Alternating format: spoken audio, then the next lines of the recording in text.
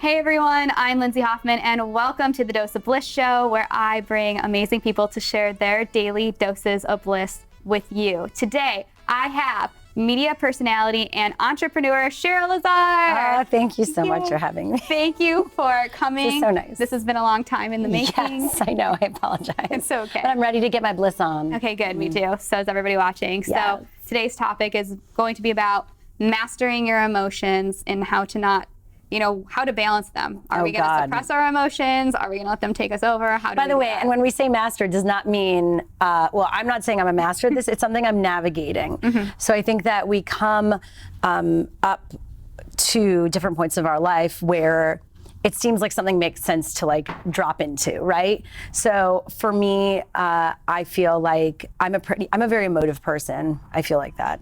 But then there's that balance between where you can feel, but then when it's taking over your life and your process. And I think we've all been there.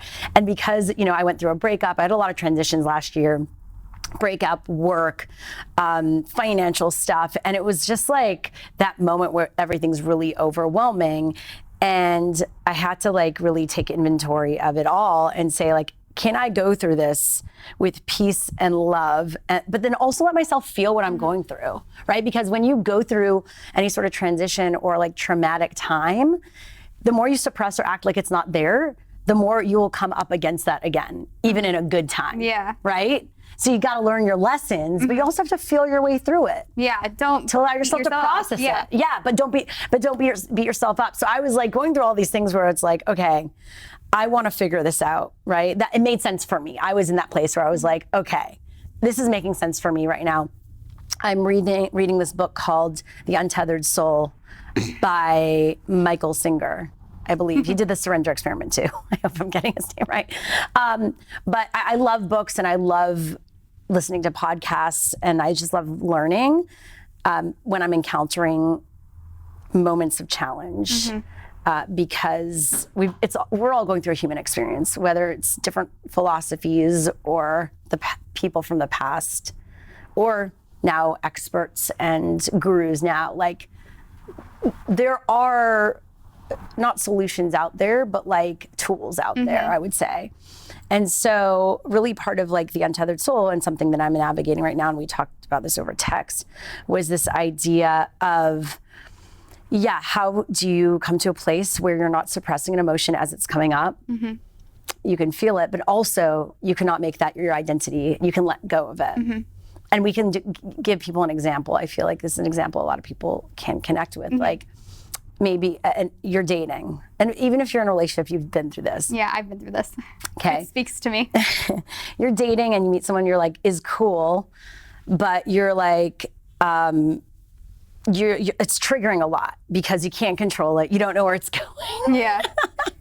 And we all have our reasons for that. So it was just for me, whether it be that or work and things like working out or not working out, it's okay, I'm feeling this, but this is coming from an emotion I'm feeling now, but it's also probably a trigger from the past, going from our formative years, 0 to 7 years old. So how can I let myself feel this, understand why, maybe is this a trigger or is this actually something I'm experiencing, and kind of seeing it outside of you as an object or a thing and saying, okay, that's not part of me. That's not part of myself. That's what myself is experiencing, and let it go. Mm-hmm. So how do you do that? Because it's easier said than done. Oh yeah, no, it's a muscle. I literally was talking on the phone with my friend today and I was I'm going through this part of the book and I'm I get it in theory, but in practice it seems it's really challenging. So when you're practicing it, what are you doing? Because for me, when I have my experiences that pop up, I've gotten to the point where sometimes, I felt it enough. There were times where I'm the first stage I feel is okay, you know what? I'm going to cry today. Maybe I'm going to cry every day. Let's just let it happen and then move on because this isn't going to stop. Yeah. Then there's the stage where you're okay, I'm tired of crying every day. We're going to put this aside. Yeah, we're going to move on. Yeah. So it's I'm at the stage now where I'm kind of okay, stop. I don't have time for this anymore. We've thought about this enough. Well, then I think it's always going to be a piece of me and it's going to pop up. I'm going to have a hard day. Is that what you're talking about? Is there a point where people are kind of just let's just stop this thought. It's here. And it might always be there.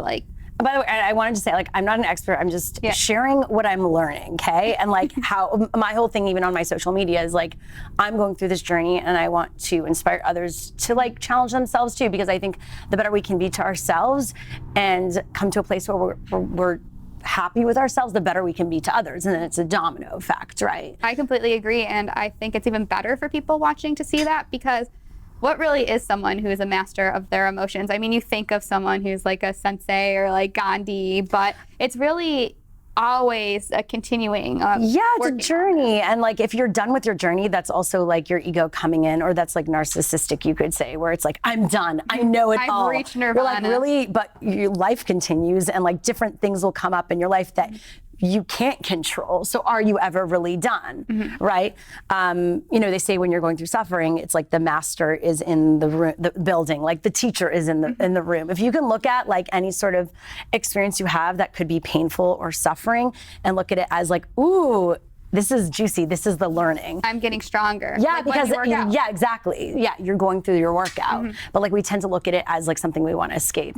So that goes back to emotions. I think the more we can look at all emotions as a blessing and not be too attached to the highs and the lows, but try to be in neutral, but with gratitude, I think the more it can help all of us like handle all these things with joy. Exactly. Yeah. And I think it just brings up a point too, is sometimes the highs and lows, I remember going through a really bad relationship, and the feeling of like anger and hate is almost the same as the feeling of love. So it's like you're even more attached sometimes to those feelings because you have those dramatic highs and lows. Yeah. And I think it's identifying, learning to And I just think that. Also on the other side of it, it's like recognizing if you're blaming other people around you or other things around you for your triggers, instead of like looking within to say like, where is this coming from? I'm going to take personal responsibility and accountability for it. Because guess what? The more you blame things outside of you, the more you can't control that, the angrier you're going to get, and the more you're going to feel out of control, oddly enough. So like, I think it's about coming back every time, just like checking yourself and saying like, okay, I'm blaming someone else for this or something outside of me.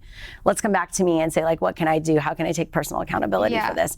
And like continue working through this, because there's room for growth here. And I think the difference between that is, you know, because I was in that place where people will be like, oh, take responsibility for like what happened to you. And I'll be like, well, this person did this to me. Like I didn't do anything. And that. But it's affecting you in the end. It's the way you're driving yourself crazy. It's how you're dealing with it. It's your reaction. Yes, this happened to me and maybe you didn't do anything and it affected you and you're angry. Why would someone do that to me? But also I'll be sitting in those moments where I can't handle how I'm feeling, and I'll be thinking, why am I doing this to myself? Why am I taking this and letting it drag me down longer and further? Like that is, I think, what people mean by when they say, you know, take accountability. Like this happened, but are you going to take Doesn't mean you're saying to them like, oh yeah, do it more to me, or like, you know, but it's saying like, I'm going to see this as something that's happened. I'm not going to get stuck in it, because that's not being present to your, like at all. Because then there's probably so many amazing things happening in your life, but you can't even be present with it because you're so stuck in what happened or the story. Yeah, you don't. If you don't let go of things that don't serve you, then you don't have things that do. What's the lesson? What's the gift? Okay, how can I incorporate that into my life right now? And I think a flip side that's important to talk about too is when something happens to you or someone treats you bad or there's an experience, at least from my perspective, and tell me if you felt this way and how you think we can deal with this, is I have thought in the past, okay, like I can't let this anger for what someone did for me go, because if I let it go, then I'm going to allow it to happen again. Because before I didn't have this wall up and it happened to me. Yeah, I'm like, oh, this book, this inspired the conversation.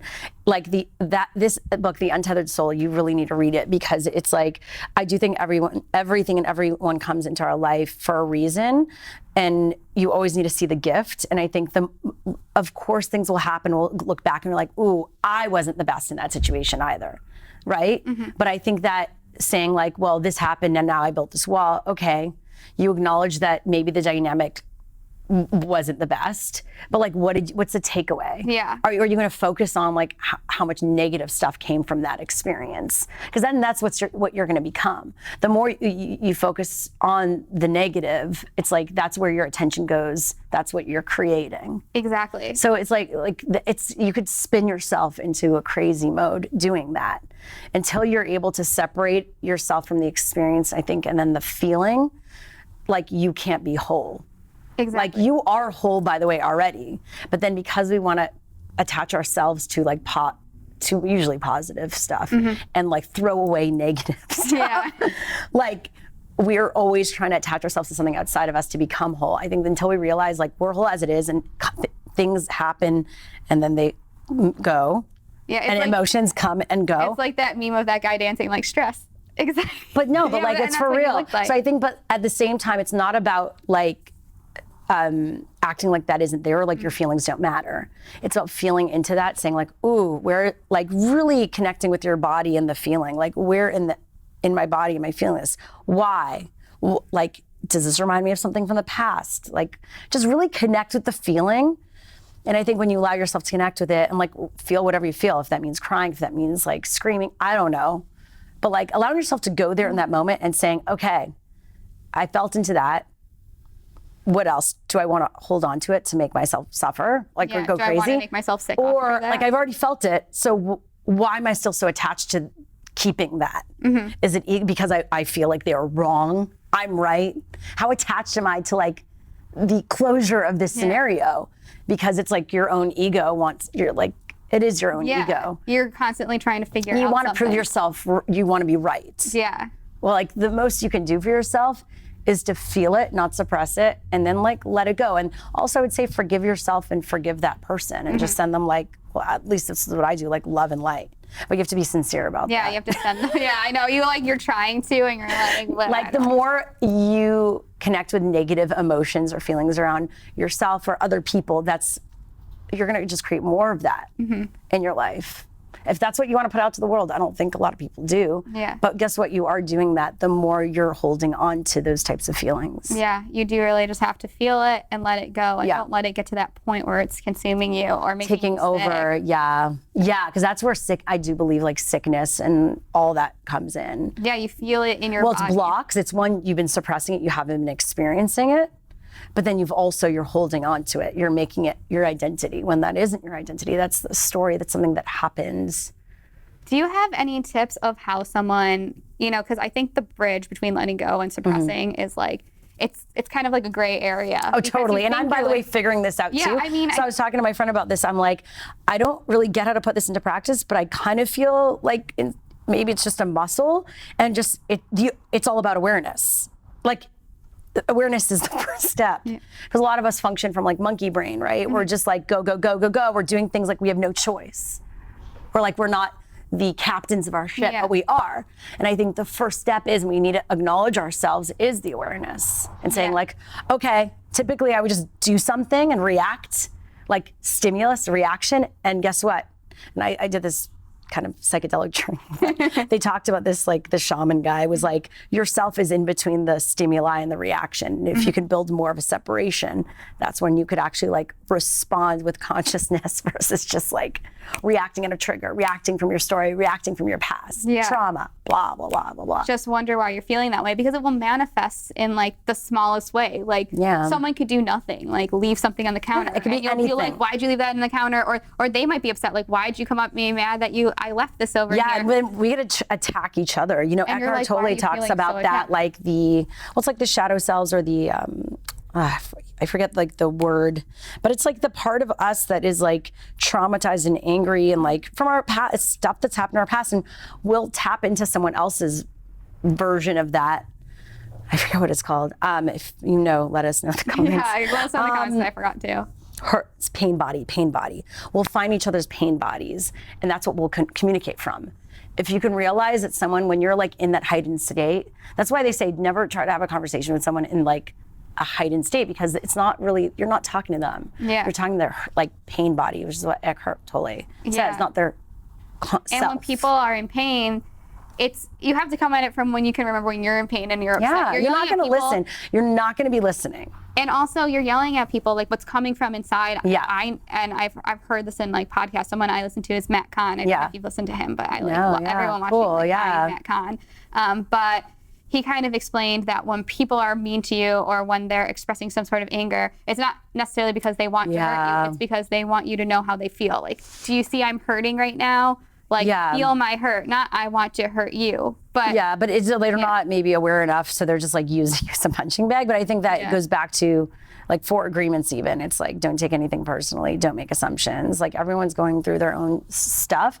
And if you can just be like calm and listen and just give them space, they're either gonna come back, like be present back with you, or they're just gonna walk away because you're not gonna be like feeding into that pain as well. Yeah, exactly. Yeah, like don't fuel your own fire. Don't fuel someone else's fire. Exactly. And we all tend to do that because once again, it's like point system. We all want to win or lose. And if we can look at it beyond that, then like you could actually create a lot of peace in your life. Yeah. For yourself and others, You can deal with that and you can experience life like how me and you are. We're not Well, we're trying. I mean, like, we're not. Yes. It's always a work in progress. Also, you never, like, that's the key. Work in progress. But I think that's the most important thing to share is people think looking at you or maybe even looking at me. And in our minds, we're like, I don't always have it together. I'm freaking, you don't know if I freaked out yesterday or if you had a panic attack yesterday or someone watching this. No one knows what people are going through, and just seeing someone going through a similar experience, but you're still showing up and you're still talking about it and you're like, this showing is up. Yes. Show up.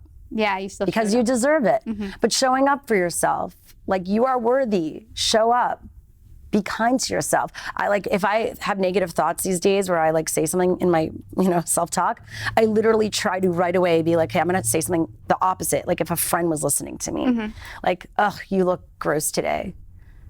Do I like, no, why do you think that? I'll just in my head be like, you look awesome. Look how hot you are, blah, blah, blah. And like, I think that shift is really important. We should all be doing see yourself through the eyes of someone else. Exactly. And give yourself that. Or just literally switch, go to the opposite. Negative, just say something positive. Start doing that, and it might be funny, like, oh, this feels weird. Just keep on doing it. We only have a few minutes left, and before I ask you last thing you want to leave people with, something that this reminds me of is I actually looked back at my journals from a few years ago when I was going through a really hard time, and I noticed that I would write down, like, literally screaming in my journal, whatever I was mad about, there'd be, like, literally screaming in my journal, writing down a dream that I had that night that matched whatever I was screaming in my journal, and then, like, 2 days later, it would be like 10 pages of daily affirmations. Every time I went through the book, I'd be like, angry, dream, affirmations. And I was like, wow, this cycle of how I was like, okay, I dealt with the anger. Now we're going to replace those thoughts. And I didn't realize that that's amazing. what I did every time until I looked back. And this was like 2014. I was like, wow, like, let me get back to this journal. Yes, make it happen. That's great. No, that's really great. We only have a few minutes left. So what's like the biggest message or advice that you want to leave everybody watching, or maybe to yourself to watch back I just on? like, for me, the reminder is always gratitude. It's like at the end of the day, like just if you can journal or have a paper next to your bed, just write the things you're grateful for that day. And it could be simple. It could be like a bed, like water, clean water, air, breath, or it could be something more extensive, like something your colleague did that was really nice, or your family, or just like, but I think gratitude is so important. It like literally has been shown to shift your mind and like just your being. Your thoughts. I think it's like so key to everything. Every time I'm in that like zone where I'm just circling myself to nowhere, I literally just get reminded of like, I stop and I look around me. I'm like, hey, what am I grateful for right now?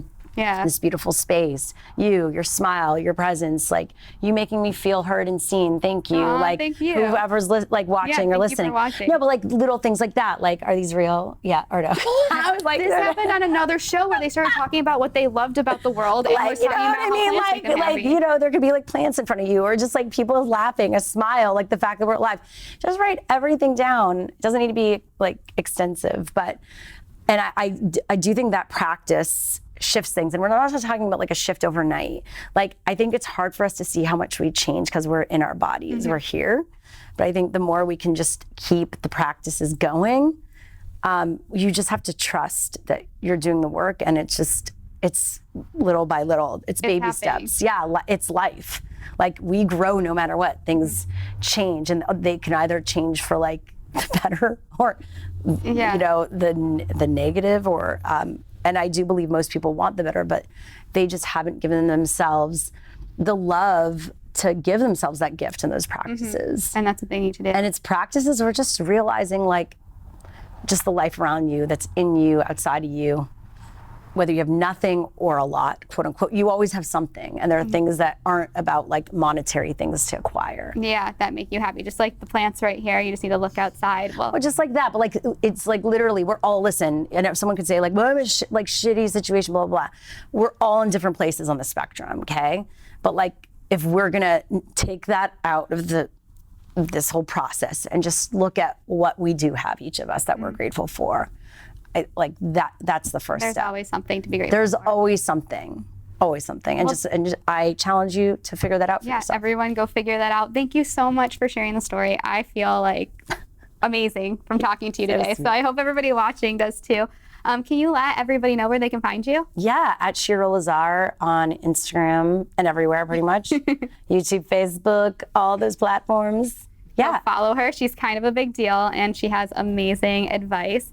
Thank you guys so much for watching. Of course, you can always follow me at Lindsay B. Hoffman. I will share all the links for everything below. I post these videos every Thursday on my YouTube channel, but if you want to binge watch them before that, I work with EverTalk TV and it's on the EverTalk TV app on demand, and you can watch everything before it goes live on my YouTube channel. So thank you guys so much for watching, and thank you, Shira, for being here. Thank you. We'll see you next time with our Dose of Bliss. Bye. Bye.